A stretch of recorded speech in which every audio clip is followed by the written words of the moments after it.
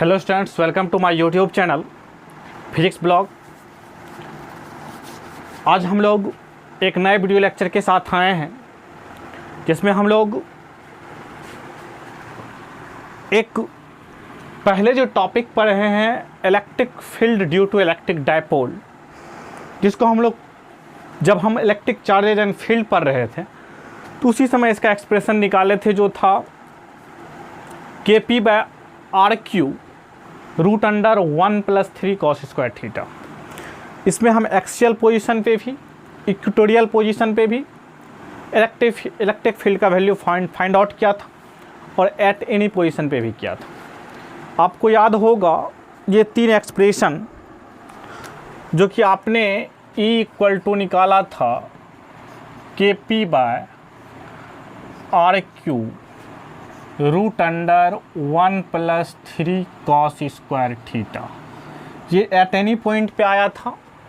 Axial पे जब आपने निकाला था तो इसकी वैल्यू हो गई थी KP/RQ 2 KP/RQ, ठीक है। थीटा का वैल्यू जब 0 आप लिए थे, और इक्वेटोरियल पे जब आपने निकाला था इसकी वैल्यू आई थी KP/RQ। ये हमारा इलेक्ट्रिक फील्ड का वैल्यू आया था, ठीक है।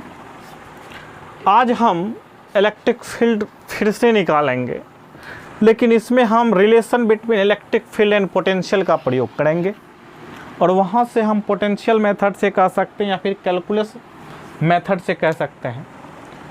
हम निकालेंगे electric field due to electric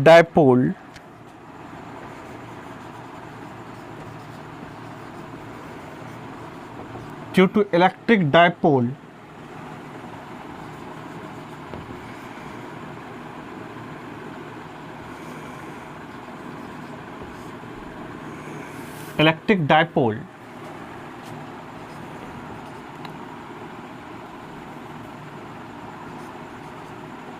by calculus method।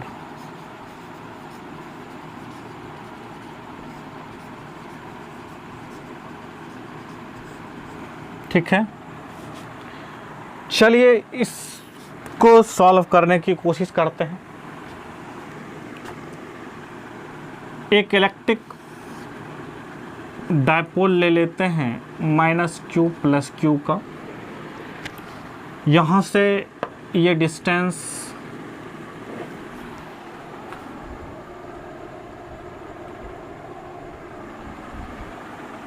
ले लेते हैं कि 2L का, ठीक है। यहाँ से कोई पॉइंट P ले लेते हैं जो कि जिसका कोऑर्डिनेट, यहाँ से पॉइंट P लिया जो यहाँ से R डिस्टेंस पे है और थीटा एंगल पे। हमने जो इलेक्ट्रिक फील्ड निकालना है एट एनी पॉइंट निकालना है, एट एनी पॉइंट P पर, ठीक है। P का कोऑर्डिनेट भी हमको पता है कि क्या है, R और थीटा, ठीक है। P का कोऑर्डिनेट है R और थीटा, मतलब जो है डायपोल के साथ वह थीटा एंगल बना रहा है और डायपोल के मिडिल पॉइंट से R डिस्टेंस पे। हमें यहाँ पर इलेक्ट्रिक फील्ड फाइंड आउट करना है, ठीक है। आप लिख सकते हैं AB be the electric dipole. इसको अगर AB आप लिखना चाहें, and P be any point, P का कोऑर्डिनेट आप लिख दीजिएगा, at which we have to find electric field, ठीक है। तो हमें वहाँ पर इलेक्ट्रिक फील्ड फाइंड आउट करना है, इसके लिए आप कर सकते हैं। तो अब हम इसको निकालने के लिए एक छोटा सा कॉन्सेप्ट यूज करेंगे। वो कॉन्सेप्ट है, आपको पता है E x is equal to होता है minus del V by del x, E y is equal to होता है minus del V by del Y, E z is equal to होता है minus del V by del z. ये चीज़ आपने पिछले वीडियो लेक्चर से सीखा है, ठीक है। इसकी सहायता से हम डेल वी, डेल एक्स और सबसे पहले यहाँ पर आर है तो हम आर लेंगे। हम पी में थोड़ा सा डिस्प्लेसमेंट करते हैं, पी से P1 कर देते हैं। सपोज कीजिए पी से P1 कर दी, तो इसमें जो डिस्प्लेसमेंट की वो डेल डी आर का की है, ठीक है, इस डायरेक्शन में, ठीक है। और यहाँ से इस थीटा में थोड़ा सा डिस्प्लेसमेंट करते हैं डी थीटा का, डी थीटा का,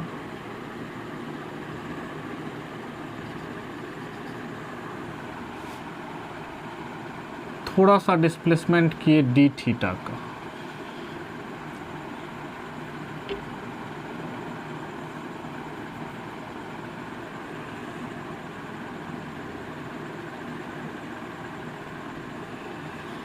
और इसको हमने मिला दिया, ये आर है और हमने डी थीटा का डिस्प्लेसमेंट किया, ठीक है। यहाँ तक बात क्लियर। अब आपको पता है, एक चीज़ पता होगा कि इलेक्ट्रिक फील्ड जो होता है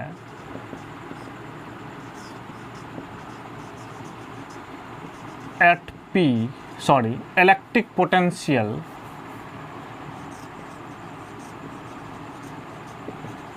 हम सबसे पहले इस P पॉइंट देखिए, यहाँ के डेल भी क्या है,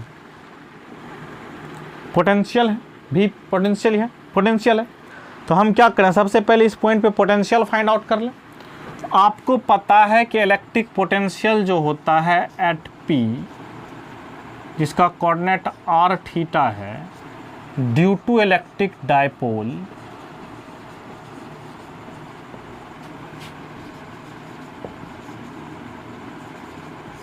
वह क्या होता है, K P cos theta by r square, यही होता है, K P cos theta by r square होता है। इस पॉइंट पर इलेक्ट्रिक पोटेंशियल की वैल्यू क्या होती है, K P cos theta by r square, ठीक है। इस point K P cos theta by r square, यानी कि भी का वैल्यू हमें पता चल गया, K P cos theta by r square. अब देखिए इसमें स्मॉल डिस्प्लेसमेंट किया है, आर से डी आर कर दिया है, डी आर डिस्प्लेसमेंट किया, तो इस पर जो इलेक्ट्रिक फील्ड इस डायरेक्शन में है ई आर वेक्टर का, और इसमें थीटा अगर यहाँ पर हमने थीटा डिस्प्लेसमेंट किया है तो ये डिस्प्लेसमेंट कितना होगा, आर डी थीटा का होगा, और इधर की तरफ इलेक्ट्रिक फील्ड है E theta,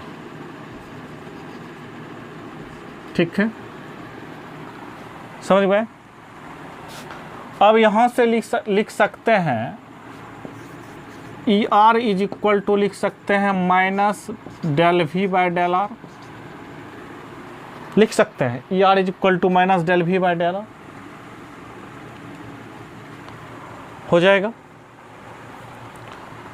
minus del V by del r, यानी कि माइनस डेल वी का वैल्यू कितना है, K P cos theta by r square, यानी कि ये बी का वैल्यू है, भी का, और डेल आर।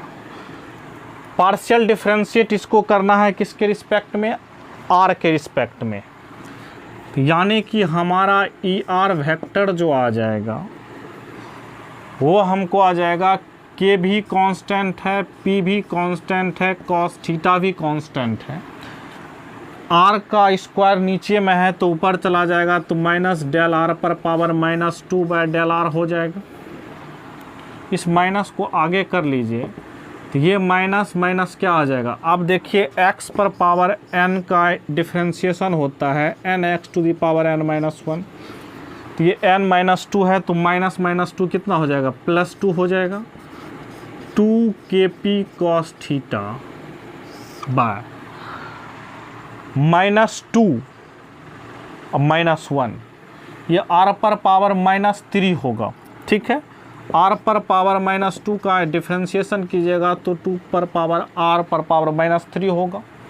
तो r पर पावर -3 को r³ लिख सकते हैं, यानी कि हमको यहाँ से ER जो वेक्टर आ गया वह आ गया 2kp cos theta bye r³। ठीक है, सही हमारा, इसको इक्वेशन फर्स्ट मान लेते हैं। अब हम क्या करेंगे, डिस्प्लेसमेंट थीटा इधर की तरफ किए तो RD थीटा डिस्प्लेसमेंट हुआ है, इसको हम ले लेते हैं PP2। यहाँ डेल आर क्या है, PP1 है, यानी कि डेल V बाय, यहाँ पे आप कह सकते हैं कि फ्रॉम फिगर आप लिख सकते हैं, फ्रॉम फिगर आप कह सकते हैं PP1 is equal to del are और PP2 इज इक्वल टू कह सकते हैं RD थीटा। ठीक है, सही मारा। यहाँ से डेल आर हमने निकाल लिया। अब हम यहाँ से देखिए, अब हम यहाँ पे निकाल लेते हैं ई थीटा क्या हो जाएगा, minus del V by del theta. अभी थीटा के टर्म में उसको डिफ्रेंशिएट किए, किसको, इसी टर्म को, V को, यानी कि -kp cos थीटा, इसका डेल निकालेंगे किसके रिस्पेक्ट में, थीटा के रिस्पेक्ट में। तो k भी कांस्टेंट बाहर, p भी कांस्टेंट बाहर। इस बार लेकिन थीटा का वैल्यू सबसे पहले क्या है ये देख लीजिए। थीटा का वैल्यू यहाँ पर डिस्प्लेसमेंट की बात कीजिएगा तो डेल V बाय PP2 है, डिस्प्लेसमेंट तो यहाँ पर PP2 है, तो PP2 क्या होगा, RD थीटा होगा, R डेल थीटा कर दीजिए है। इसको लिख सकते हैं ई थीटा का जो डिस्प्लेसमेंट होगा minus del V by RD theta होगा, क्योंकि इसका डिस्प्लेसमेंट तो P से PP2 है RD थीटा का। अब यहाँ पर देखिए कांस्टेंट टर्म क्या क्या है, K भी कांस्टेंट है, P भी कांस्टेंट है, ये R भी कांस्टेंट है। कहा है कि इस बार हम थीटा के टर्म में डिफ्रेंशिएट कर रहे हैं, तो क्या होगा, del cos theta by d theta, minus भी है तो माइनस बाहर कर दीजिए, तो कॉस थीटा का डिफ्रेंशिएशन क्या होगा, माइनस साइन थीटा, तो माइनस भी बाहर चला आएगा तो KP sign theta bye R हो जाएगा। कॉस थीटा का डिफ्रेंशिएशन साइन थीटा।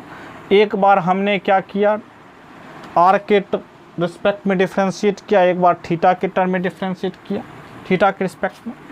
ये हमारा दो वैल्यू आ गया, ई थीटा का भी और ई आर का भी।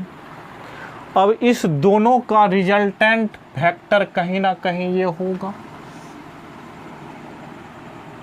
याद कीजिए पिछला बार भी डायरेक्शन यही आया था, यह होगा नेट इलेक्ट्रिक फील्ड का डायरेक्शन। अब नेट इलेक्ट्रिक फील्ड निकालने के लिए इस दोनों का क्या करेंगे, स्क्वायर करके रूट अंडर कर देंगे, क्या कि ये हमको दो पता चल गया। यहाँ पर देखिए थोड़ा सा हम लोग मिस्टेक कर गए हैं, ऐसा लगता है। KP cos theta by r square है, यहाँ पर KP cos थीटा तो हमने लिखा, RD थीटा तो लिखा, लेकिन इसका R स्क्वायर नहीं लिखा। ये R स्क्वायर, ये नीचे आएगा, R स्क्वायर नीचे आएगा तो ये क्या हो जाएगा, R स्क्वायर इंटू R क्या हो जाएगा, RQ हो जाएगा। यहाँ पर हम लिख सकते हैं, ऐसे लिख देते हैं थोड़ा सा, आप लोग इसको लिख सकते हैं बाय आर स्क्वायर, ठीक है, बाय आर डी थीटा। अब आप लोगों को समझ में, ये आर ऊपर चला जाएगा तो ये क्या हो जाएगा, आर क्यू हो जाएगा, D cos theta by D sine theta, ठीक है। ये भी का वैल्यू हो गया, तो ये हमारा हो गया डेल भी बाय आर डी थीटा, ठीक है। तो ये हमारा आर क्यू हो गया, तो यहाँ से आर क्यू आ जाएगा। ये इक्वेशन फर्स्ट और इक्वेशन सेकंड आ गया। अब हम इस दोनों इक्वेशन को रख लेते हैं, बाकी सबको मिटा देते हैं। चलिए यहाँ पर देखिए, हम इसका रिजल्टेंट अब निकालने की कोशिश करते हैं।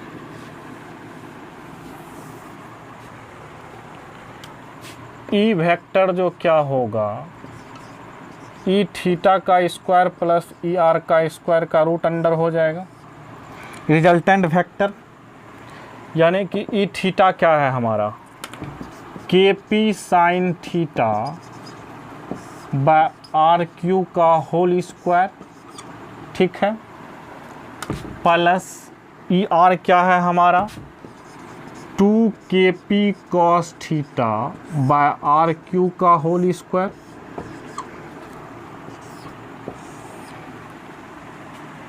हमने क्या किया, थीटा सबसे पहले हमने आर थोड़ा सा डिस्प्लेसमेंट डी आर किया, उसकी वजह से चेंज इन पोटेंशियल हुआ, उसकी वजह से पोटेंशियल में क्या change, minus del V by del r किया, उसकी वजह से इलेक्ट्रिक फील्ड निकाला।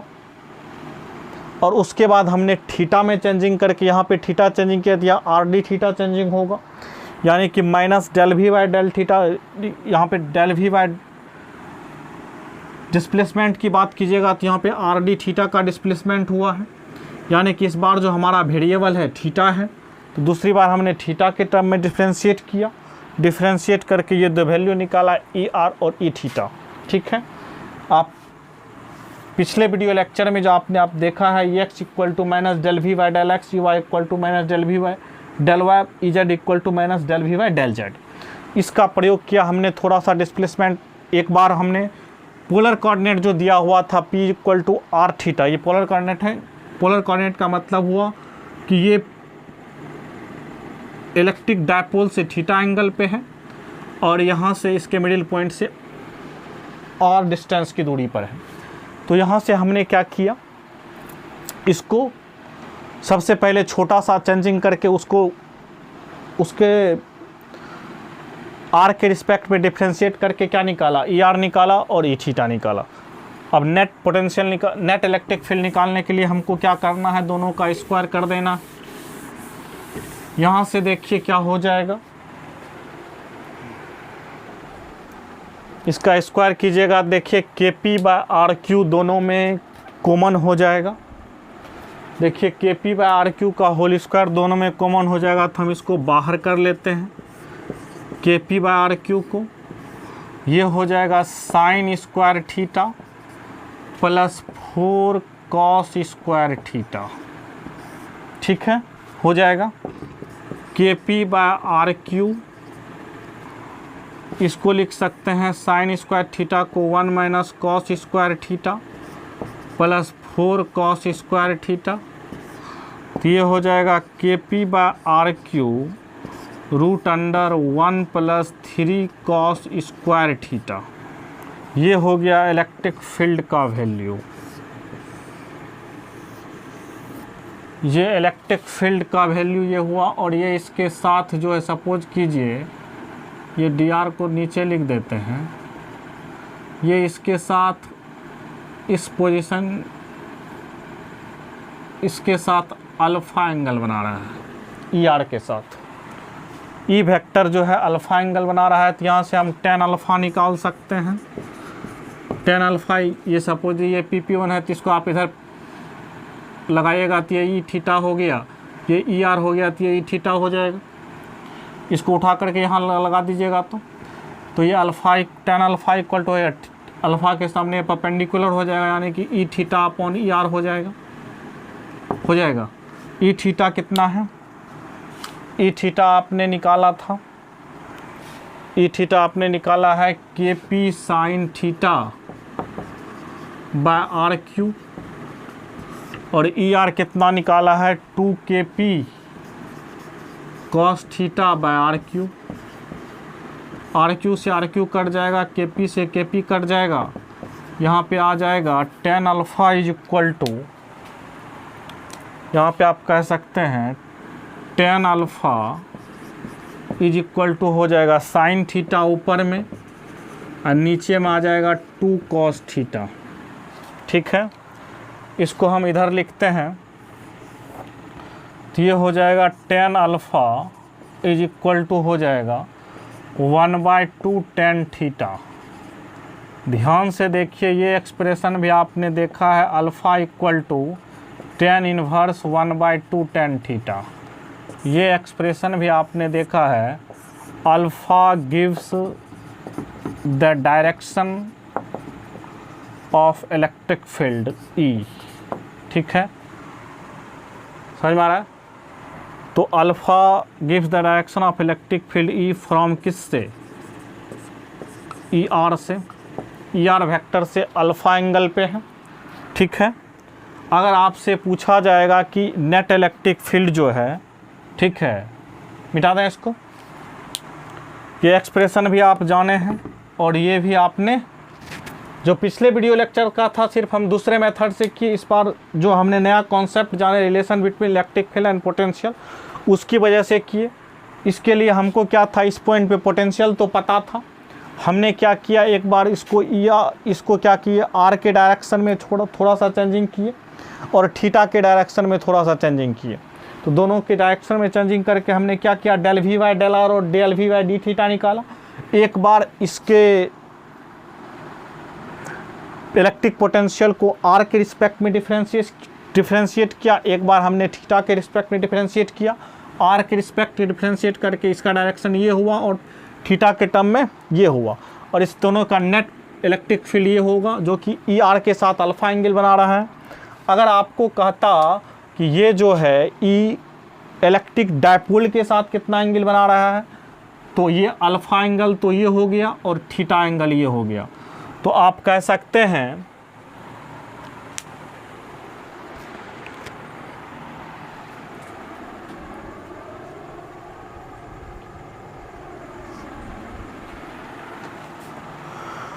मिटा दें इसको, ऊपर मिटा देते हैं और यहाँ से कह सकते हैं हम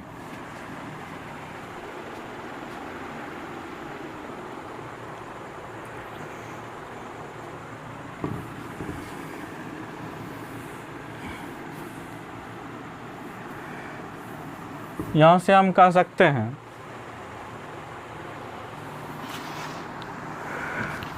क्या कह सकते हैं, यहाँ से इज इक्वल टू आपको पता चल गया K P by r cube root under 1 + 3 cos square theta. ठीक है, tan अल्फ़ा भी आपको पता चल गया, अल्फ़ा भी पता चल गया, वो tan इनवर्स 1/2 tan थीटा। ठीक है, अल्फ़ा आपको बता दिए क्या है, alpha gives the direction of E, alpha gives the direction of E from E are vector से, and theta plus alpha is the direction of E from the electric dipole AB। ठीक है, electric dipole AB से कितना angle बना रहा है, theta ये और अल्फ़ा ये, तो theta plus alpha electric dipole AB। ठीक है, ये बातें हो गई। यहाँ से आप एक और चीज़ कर सकते हैं, वो चीज़ देखिए क्या है, यहाँ से आप कर सकते हैं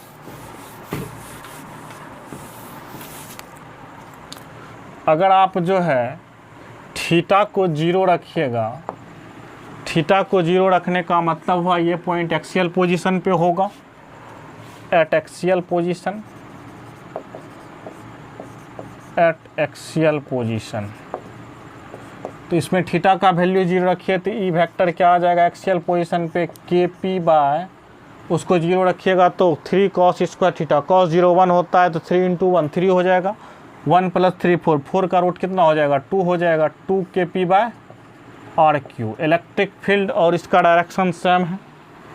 अब थीटा जब 90 डिग्री कीजिएगा ये इक्वेटोरियल पोजीशन पे आ जाएगा, परपेंडिकुलर बाइसेक्टर पे, कुछ ये केसेज बन जाएगी। इस केसेज को भी हम लोग डिस्कस किए हुए हैं। तो थीटा 90 कीजिएगा तो यानी कि ई वेक्टर इक्वल टू आ जाएगा K P by r cube, cos 0 1, cos 90 0, तो ये टर्म 0 हो जाएगा तो 1 प्लस 0 0, तो 1 का रूट 1 हो जाएगा K P by r Q.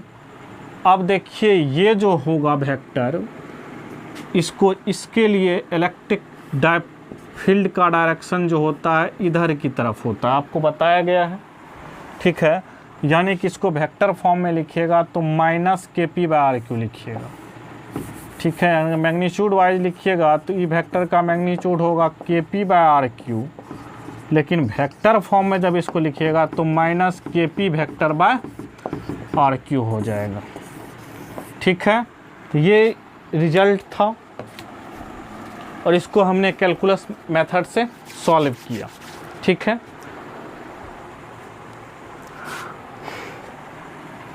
मिलते हैं नेक्स्ट वीडियो में नए टॉपिक के साथ।